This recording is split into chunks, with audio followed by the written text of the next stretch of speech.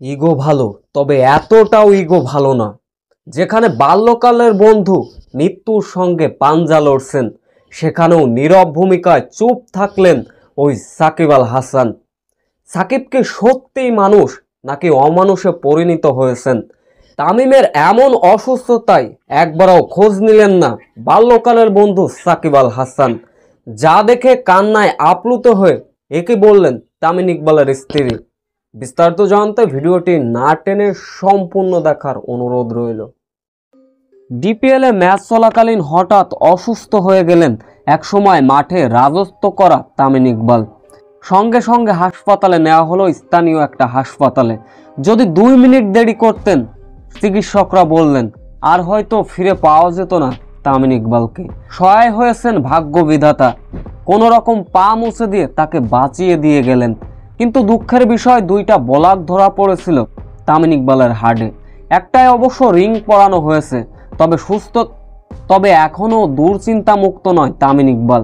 3 দিন পর্যবেক্ষণে থাকতে হবে ডাক্তারদের।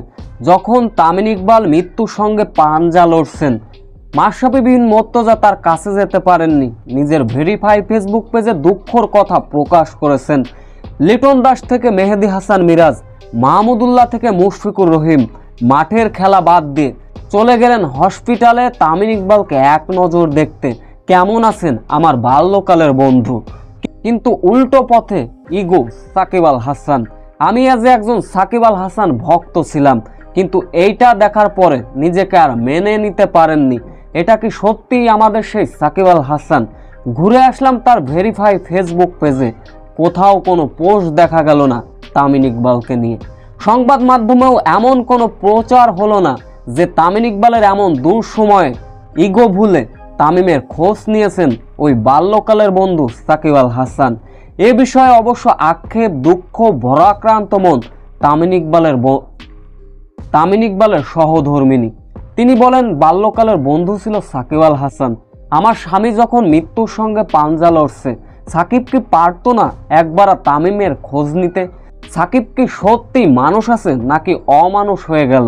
তার ইগোই কি ধরে রাখতে হবে? সো ভিউয়ার্স, সাকিব আল হাসানের এমন কাণ্ডে, এমন ব্যবহারে আপনারাই কি বলবেন? অবশ্য আপনাদের মূল্যবান কমেন্ট করে যাবেন।